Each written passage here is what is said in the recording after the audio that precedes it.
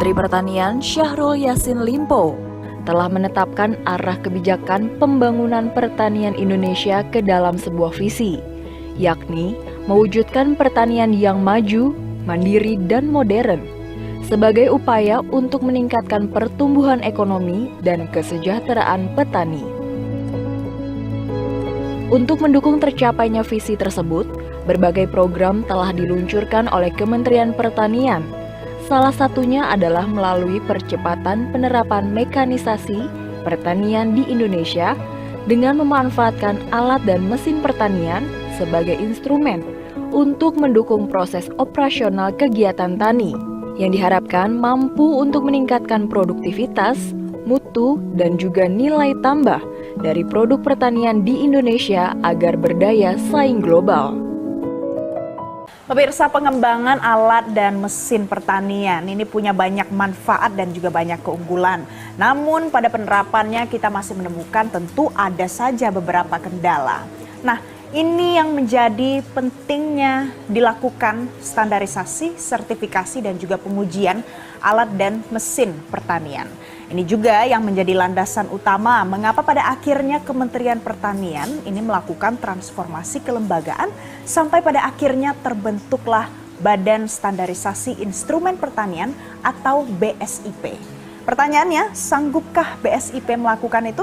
Kita hari ini sudah bersama dengan Kepala BSIP, ada Pak Fajri Jufri. Saya mau ucapkan selamat dulu yang pertama karena akhirnya BSIP ini sudah berhasil diresmikan 16 Desember 2022 ya Pak ya. Ini menjadi momentum luar biasa, tapi tentu masyarakat sebenarnya penasaran. BSIP ini kerjanya apa sih Pak? Berdasarkan Perpres 117 tahun 2022, tanggal 21 September, Kementerian Pertanian melahirkan satu badan baru, namanya Badan Standarisasi Instrumen Pertanian. Berdasarkan Undang-Undang Budidaya Nomor 19 tahun 2002, Undang-Undang Nomor 22 tahun 2019 terkait Undang-Undang Budidaya Pertanian Berkelanjutan, dijelaskan di situ terkait instrumen pertanian. Instrumen pertanian itu mulai dari hulu sampai hilir. Kita mengenal ada instrumen fisik. Instrumen fisik itu bisa lahan, bisa tanah, bisa air, bisa mesin-mesin pertanian yang tadi sampaikan dan sebagainya. Ada instrumen biologi. Instrumen biologi itu bisa bibit, benih, varietas, galur, dan bioteknologi itu masuk instrumen biologi. Ada instrumen sistem namanya, integrasi tanaman itu masuk bagian termasuk kelembagaan itu bagian dari instrumen. Jadi ada tiga, kita bagi tiga nih, instrumen fisik, instrumen biologi, dan instrumen sistem. Jadi nanti kita akan membuat standar mulai dari bagaimana membuka lahannya, seperti apa lahan yang sesuai. Karena ke depan, kalau kita bicara globalisasi, standar menjadi penting. Indonesia bisa menghasilkan produk pertanian yang bermutu kalau ada standarnya. Ini yang kita akan dorong ke depan, sehingga semua produk pertanian kita itu terstandar dan tersertifikasi. Itulah menjadi area tugas nanti Badan Standarisasi Instrumen Pertanian. Seperti itu Mbak Palen. Ya. Apa saja mungkin Pak program-programnya yang akan dilakukan supaya untuk mendorong standarisasi dan sertifikasi semua alat-alat dan produk yang mungkin akan digunakan oleh para petani di Indonesia ini? Ya, kita mengenal di Indonesia ini ada 3 standar yang menjadi standar untuk industri, standar SNI, Standar Nasional Indonesia, dan standar internasional. Nanti kita akan bekerja di 3 area itu. Jadi kalau kebutuhan pabrikasi alat-alat mesin pertanian, pasti kita bicara industri nanti. Seperti apa standar industri untuk alat mesin pertanian. Kalau yang level yang lebih sedang lagi, Standar Nasional Indonesia, produk dan sebagainya itu ada SNI-nya nanti. Nanti kalau yang lebih besar lagi, kalau kita bicara global untuk pasar-pasar ekspor keluar, ada standar internasional. Standar yang ada di kita, SNI yang kita kenal ini, dengan standar yang ada di luar, harus sama ini. Harus tingkatnya sama. Sehingga ada namanya harmonisasi. Memang ada perbedaan ini Mbak Valen. Standar yang ada di Eropa akan berbeda dengan standar yang ada di Amerika, akan berbeda dengan standar di Asia. Inilah menjadi tugas kita mengharmonisasi semua standar itu, sehingga menjadi apa harapan Kementerian Pertanian, apa harapan negara terkait produk kita bisa diterima di luar, kita harus sesuaikan dengan itu. Dan itulah tugas nanti ke depan BSIP ke depan. Nah, kalau kita lihat Pak, kondisi hari ini masyarakat khususnya petani sejauh ini bagaimana penggunaan alat Alsintan itu seperti apa? Apakah memang juga sudah sama, bagus mutunya juga? Kondisi hari ini seperti apa Pak? Iya, jadi kalau kita bicara UMKM kita ya, kalau produk dalam negeri kita, tugas kita nanti memang bagaimana naik kelas produk UMKM kita ini. Sebenarnya kepentingan standar itu supaya produk yang dihasilkan itu punya nilai, punya daya saing, menjamin produk konsumen bahwa ini memang sesuai standar yang diinginkan. Kenapa? Oleh karena itu, terkait dengan produk dalam negeri UMKM kita ini, tugas kita nanti kan kita punya UPT seluruh Indonesia nih Mbak ini, yang akan mendampingi pelaku usaha, termasuk pemerintah daerah, stakeholder kita dalam rangka penerapan standar. Kalau kita ingin menerapkan standar, kalau kita ingin menjualan domestik saja, dia harus menggunakan SI nanti supaya ada jaminan konsumen standar nasional Indonesia. Ke depan kalau dia mau ekspor ke luar negeri, ya kita harus mengadop negara mana tujuan kita yang kita ekspor. Kalau di Amerika, kita harus mengadop standar yang ada di Amerika, seperti apa standar yang ada di sana. Kalau di Eropa, kita harus mengadop standar yang dibutuhkan Eropa seperti apa. Kita akan menyesuaikan dengan itu. Nah, tentunya pasti ada proses ini Mbak ini, sehingga produk-produk kita bisa memenuhi kebutuhan pasar di setiap negara yang kita inginkan, seperti itu Mbak. Pemirsa jangan kemana-mana, nanti usai jeda kita masih akan lanjutkan perbincangan seputar bagaimana standarisasi instrumen pertanian yang akan dilakukan oleh Kementerian Pertanian. Tetaplah bersama kami.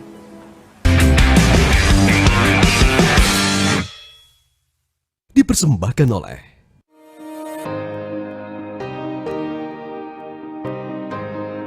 Untuk mewujudkan pertanian yang modern, dibutuhkan upaya yang maksimal dalam percepatan mekanisasi pertanian melalui penggunaan alat dan mesin pertanian yang terstandar dan tersertifikasi secara masif untuk seluruh tahapan aktivitas usaha tani, mulai dari produksi, panen, dan pasca panen.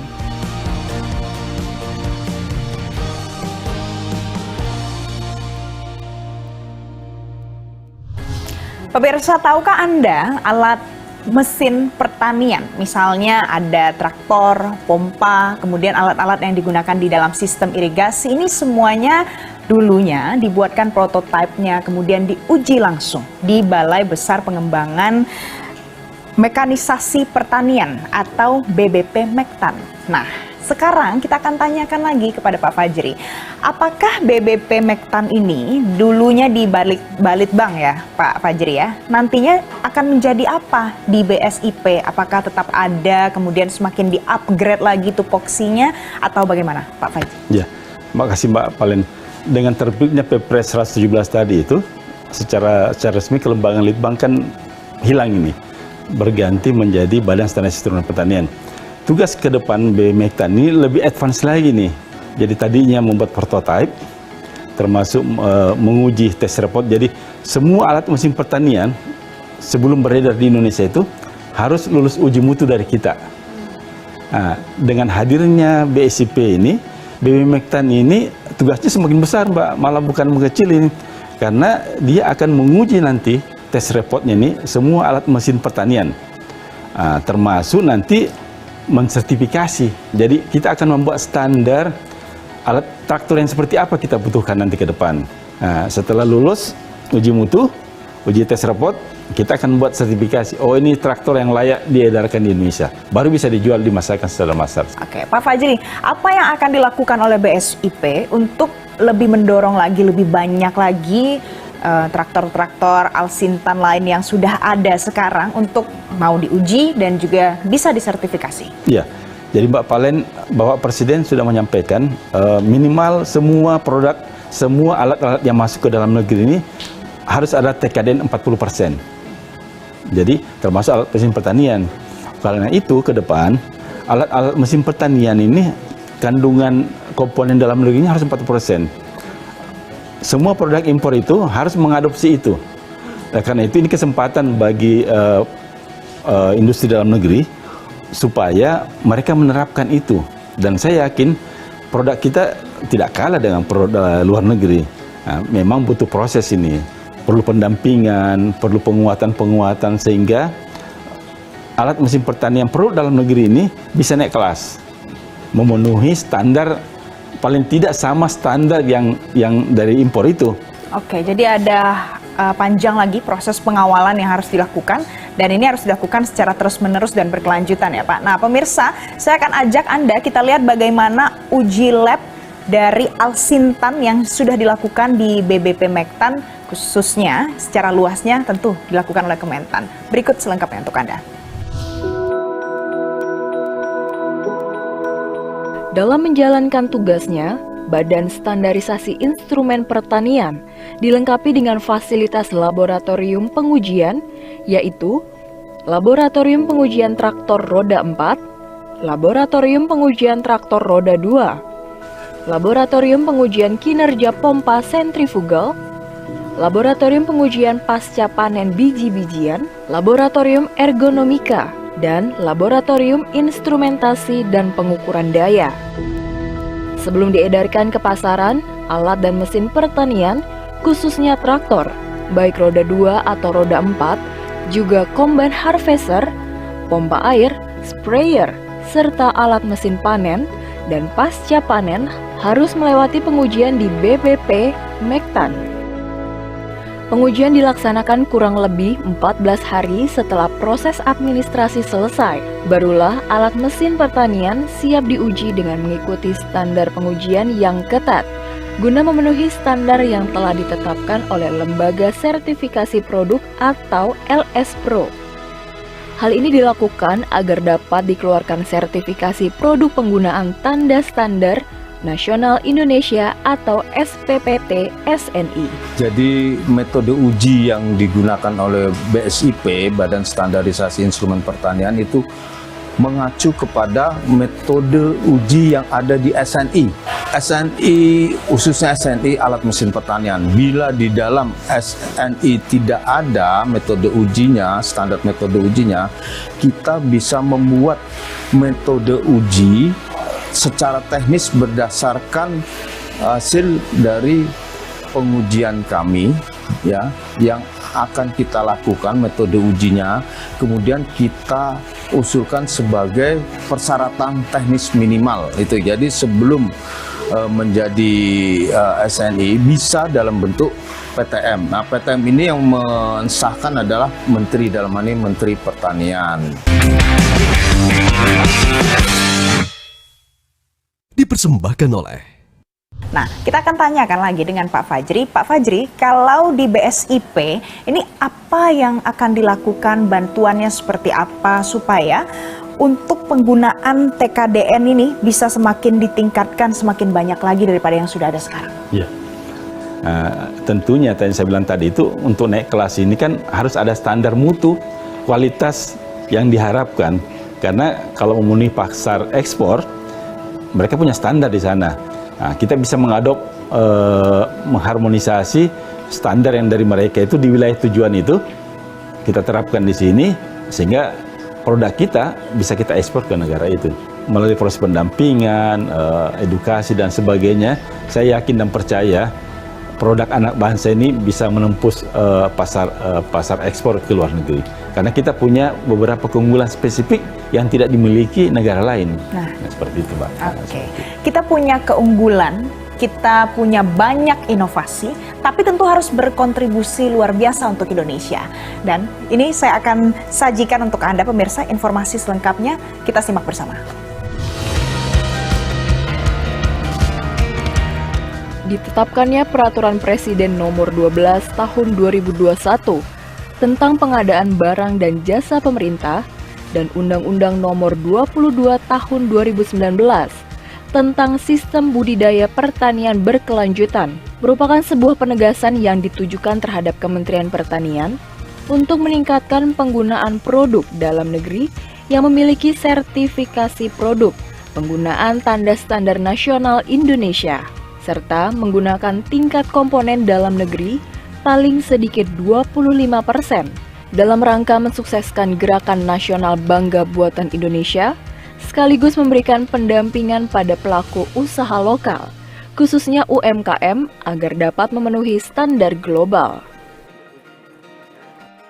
Salah satu produk alat mesin pertanian yang merupakan produk dalam negeri dan telah memiliki tingkat komponen dalam negeri tinggi, serta telah lolos pengujian adalah alat mesin pertanian produksi CV karya hidup Sentosa yang telah memenuhi nilai tingkat komponen dalam negeri tinggi mencapai 70%, yang menjadikan produk dari CV karya hidup Sentosa tidak hanya sukses di dalam negeri, namun juga telah diekspor ke 16 negara. Sejak orang tua saya, kira-kira 50 tahun yang lalu, sampai sekarang kami selalu mengeteskan produk kami ke BP Mektan. Tentunya kami punya manfaat yang besar, karena dengan waktu kita mengeteskan produk kami ke BP Mektan ini, anak-anak kami akan melihat cara mengetes yang benar dan alat-alat yang dipakai apa saja. Kemudian kami pulang, kami akan mengembangkan peralatan dan cara ngetes yang benar. Dan kami selalu mengikuti juga standar-standar yang digunakan oleh BP Mektan. Dengan proses itu akan mendorong kualitas produk kami selalu meningkat sampai sekarang. Saya kira dengan adanya standar yang ditentukan oleh BP Mektan dan kita selalu konsisten, selalu mengikuti standar-standar BP Mektan itu, seperti kita punya tujuan, sehingga kualitasnya terus meningkat terus dengan kita berusaha mencapai standar-standar yang ditentukan BP Mektan. Tentunya ada standar dan kami juga berusaha lebih dari standar itu. Alsintan yang terstandarisasi dan tersertifikasi yang telah dihasilkan tidak hanya bermanfaat bagi petani dan bangsa Indonesia, tapi juga telah diakui manfaatnya oleh dunia usaha, yang terbukti dengan banyak perusahaan besar yang melisensi berbagai hasil perekayasaan alat dan mesin pertanian dari Badan Standarisasi Instrumen Pertanian Kementerian Pertanian. Nah, Pak Fajri, terakhir, apa mungkin yang menjadi harapan besar, target, cita-cita dari BSIP ini sendiri nanti setelah berhasil bekerja, kemudian bisa melayani masyarakat khususnya petani? Apa Pak cita-citanya? Kehadiran BSIP tentunya muara akhirnya ini bagaimana meningkatkan kesejahteraan petani kita. Bukan hanya petani, tentunya stakeholder yang di lingkungan pertanian, mulai dari pelaku usaha, UMKM di situ, industri, dan petani. Muaranya akan ke sana. Sehingga itu menjadi tujuan harapan ke depan, kehadiran BSIP ini akan mendampingi tentunya semua produk-produk pertanian, baik untuk yang digunakan domestik dalam negeri maupun yang akan diekspor keluar. Oleh karena itu, ini perlu dukungan semua pihak. Tentunya BSIP tidak akan bekerja sendiri. Dengan BSN, Badan Standarisasi Nasional, juga kita menjadi bagian-bagian, karena nanti yang menetapkan standar itu BSN. BSI yang merumuskan, yang menetapkan BSN. Kita perlu kerjasama dengan perguruan tinggi, termasuk peneliti dari berbagai pihak, bukan hanya dalam negeri, termasuk di luar negeri. Itu akan menjadi, kita sudah menyiapkan diri untuk itu. Beberapa negara tujuan yang menjadi tujuan ekspor kita sudah berkomunikasi, kita sudah meminta seperti apa standar yang mereka inginkan, kita menyiapkan sumber daya kita sudah melatih ada kurang lebih 1.000, termasuk akan kita latih ke beberapa negara, sehingga kita bisa menjembatani nanti dengan produk-produk dalam negeri kita. Ini loh standar yang mereka inginkan. Anda kalau mau ekspor ke sana, penuhi standar ini. Kalau dalam negeri cukup sampai di sini dan lain-lain. Seperti itu Mbak, nanti harapan kita ke depan. Terima kasih Pak Fajri. Mudah-mudahan apa yang menjadi harapan cita-cita dari BSIP di Kementan ini bisa benar-benar terwujud dengan partisipasi aktif dari masyarakat kita. Tentunya. Demikian update informasi kita kali ini. Tetap saksikan dan sampai jumpa di Jelajah Inovasi selanjutnya. Masih bersama Badan Standarisasi Instrumen Pertanian Kementerian Pertanian.